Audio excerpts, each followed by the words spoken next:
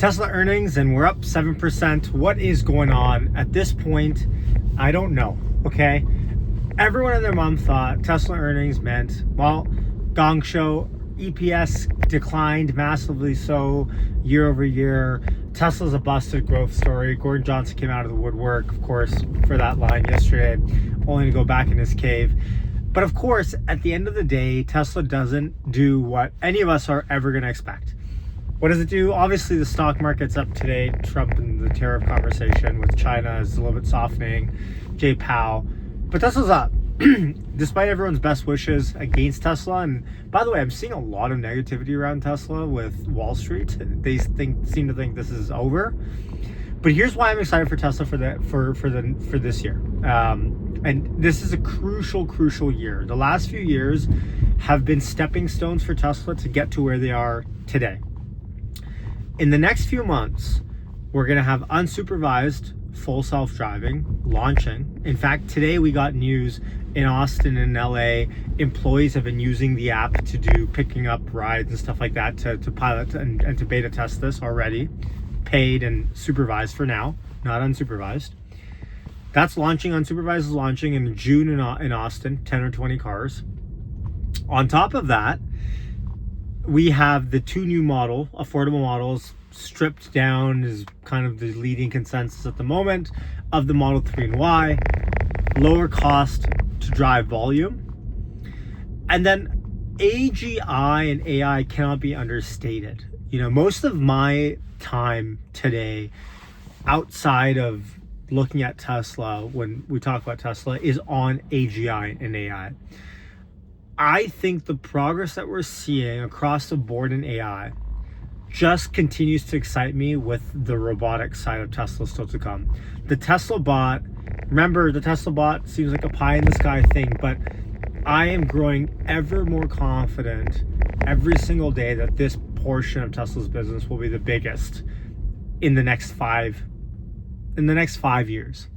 Let's say from today, let's say 2032. So let's say 7, because I think by then a few different AI milestones will have already hit. And you implement Grok and you have the data and you talk about Tesla bot. I can reserve that for a whole nother video. But at this point in time, with Tesla sitting at whatever $200 something it's sitting at right now, kind of filibustering in this zone, we have this little bit of chasm of time now between today and unsupervised. Today, new models, and obviously when it comes to energy, that's exciting. Cars are exciting, but of course unsupervised. And I'm seeing this take out there by some people I respect too, saying the unsupervised is not going to bring anything for Tesla. It's not going to do anything on revenue, which probably is fair if it's only 20 cars to start with. It's not going to do anything to models, nothing. I want to know your take in the comments below. Let me know if you disagree. But here's why I think it is actually a massive step, even if it's 10 or 20 cars.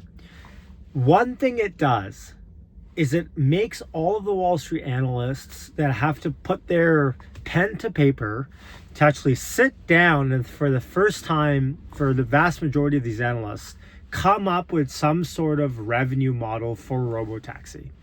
As it kind of stands right now, you can get away with being a Tesla analyst on Wall Street and not talking about robotaxi at all, because Tesla doesn't do robotaxi. They've been saying they're going to do robotaxi for years, blah, blah, blah, blah.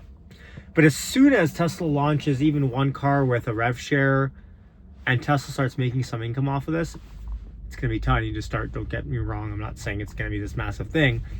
But now all of a sudden, if you're an analyst and you're a true analyst of this company, you cannot, your name is not worth anything unless you sit down and you model out what revenue looks like for the next 5, 10, 15, 20 years for Tesla, considering they've started this now officially. You have to model it. Now, you might only model it in 3 or 4 cities, X amount of cars, blah, blah, but remember, the vast majority of analysts do not even consider this anything at the moment.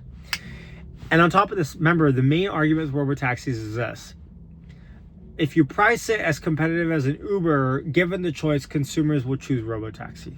But the real power of robotaxi is that without the driver, with it being electric, with it being autonomous and at scale, it'll be much, much, much less over the long term than an Uber and a Lyft today, thus expanding the total market. You know, the people that don't want to Uber and Lyft today because they think it's kind of expensive for them to use it as their main form of transport, when it's a third of the cost, all of a sudden you're going to be looking at car ownership much differently. Do you need a car? Do you need that second car? And again, that overall market expansion is a big one. Personally, what I'm excited about is autonomous driving. Logistics is a big one. But again, I don't want to get too distracted there. So as it stands right now, and FSD did a really good job stopping for this biker last minute. And I think the car behind me actually is on FSD as well.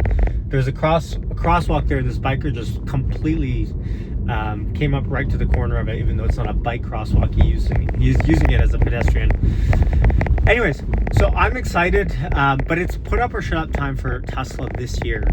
And the best part of this is we're going to have a definitive answer in the next few months here. Did Tesla do what it committed to in the next few months? Again, the fact that they've reiterated on these goals in the last little bit tell us how confident they really are on it. Anyways, much love. Yash signing off. Hit subscribe on your way out. I'll catch you next one. Peace out.